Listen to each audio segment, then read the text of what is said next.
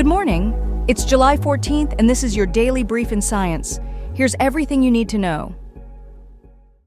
A 4-carbon sugar has been spotted drifting between the stars, and it's the largest non-cyclic molecule ever detected in space. Astronomers have identified erythrulose in the interstellar medium using 12 matching radio emission lines, marking a second known chiral molecule found beyond Earth. The finding suggests complex sugars may be more widespread in the galaxy than previously thought and could inform how essential ingredients for life originated outside our solar system.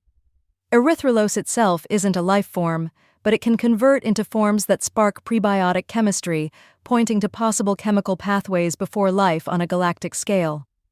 The detection relies on ultra-sensitive broadband surveys conducted with the 40-meter Dimmest telescope and the 30-meter IRAM telescope.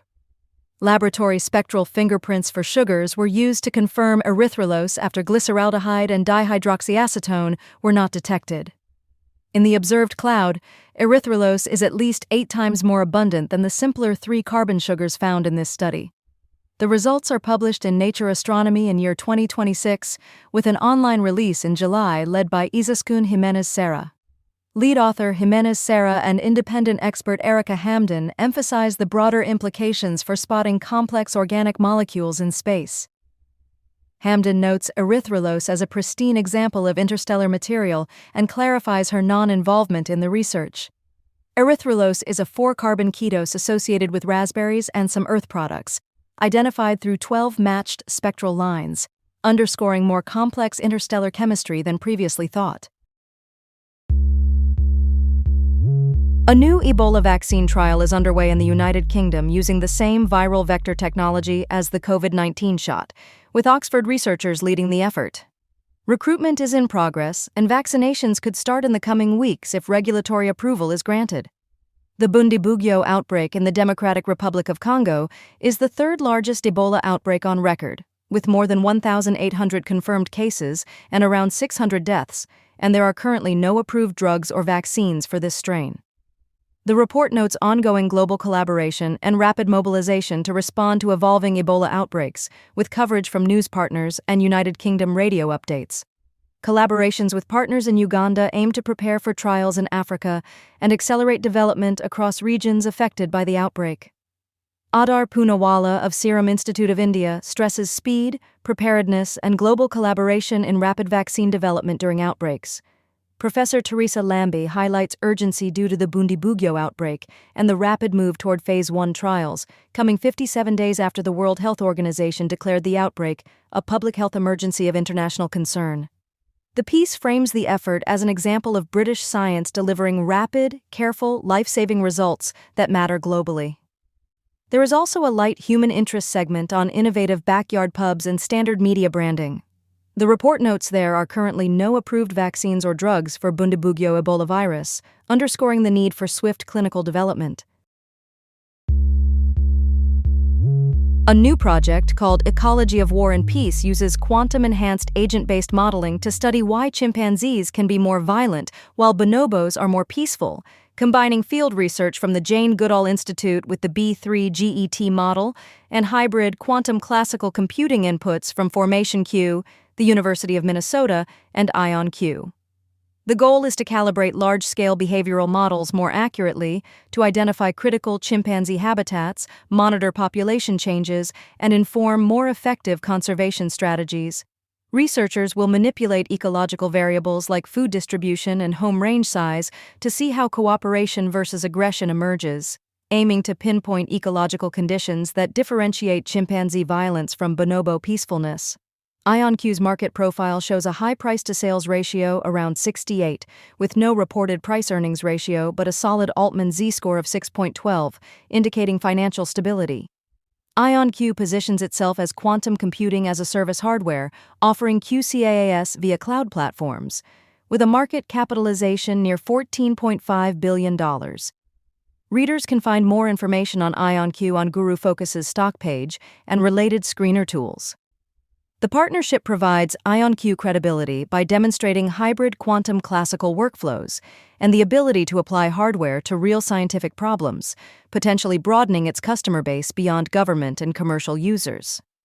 Risks include high resource demands that could strain IonQ's team, and the possibility that results may not outperform classical methods, potentially delaying profitable deployments. The report portrays IonQ as a leader in quantum computing as a service while advising cautious investor consideration due to profitability questions and insider trading signals. Notes to editors outline the development of B3GET, institutional roles, and background on JGY, Formation Q, and IonQ, including media contact details. Background context highlights the Jane Goodall Institute's 65-plus years of field research, Formation Q's role in enabling quantum adoption, and IonQ's quantum capabilities and recent achievements. A new paintable conductive ink could power wearable health sensors by simply being brushed onto the skin, creating removable on-skin electrodes. An international team from Penn State, MIT, and China's Suzhou Institute developed a biocompatible polymer that can monitor ECG, EMG, heart rate, and brain activity, even when the skin sweats. The ink is water-based and dries quickly, enabling dry, on-skin electrodes that support continuous health monitoring. The system uses a porous silver textile substrate to connect painted electrodes to a wearable module, delivering stretch, better adhesion, and reduced irritation during moisture or sweating.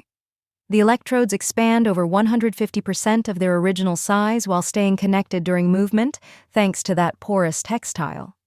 Safety and practicality are being evaluated, including skin compatibility over 24 hours and extensive tests for MRI compatibility, RF heating, specific absorption rate, and electromagnetic interactions under various MRI conditions. The concept envisions disposable painted electrodes paired with a more expensive sensing module to reduce cost and boost comfort. It also aims to address common electrode issues like detachment, skin irritation, and poor contact due to hair or sweat, with potential future sensing of cortisol or glucose. Looking ahead, researchers see possibilities from tattoo-like interfaces for cyborgs to pediatric electrophysiology, with customizable designs, expanding wearable sensing in healthcare and beyond. A Maya mathematician finally gets a name in the record, as a complete mathematical and astronomical work is attributed to Soktan Wax, marking a rare instance of individual authorship in classic Maya science. Researchers documented about 50 astronomical and mathematical paintings and texts at Zoltun, then created scale drawings and enhanced imagery to decipher them. With inscriptions uncovered since 2010 seen as rough drafts by Maya mathematicians detailing celestial cycles relative to Earth and to one another. Text 19, deciphered by MIT, led researchers, names the author, and presents a complex formula that links a 260-day ritual calendar, a 365-day solar year, a 584-day Venus cycle, and a 780-day Mars cycle into a 5-cycle, 2,920-day period dated to AD 781, November 7th in the Julian calendar. The surviving formula describes the 2,920-day sequence as the convergence of 8 solar years and 5 Venusian years, with additional Maya time subdivisions noted. The find is described as like examining an ancient scientist's whiteboard, with parts still obscure and requiring further study. Experts say the work strengthens the view of classic Maya intellectual life and highlights precise calculations and the significance of individual authorship, while questions remain about the author's residence and broader context, and about how the formula connected to ritual calendars and possible use in ceremonial or predictive contexts. The context suggests the Zoltun mural line chamber served as a workshop or residence for scribes or artisans, with plaster scraps potentially revealing more about Soktan Wax and other scribes, and researchers see the result as reinforcing the era's high level of scientific sophistication. This has been your daily brief in science.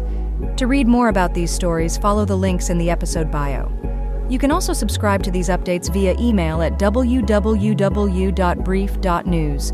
For more daily podcasts about the topics you love, visit brief.news/podcasts. Tune in tomorrow. We'll be back with everything you need to know.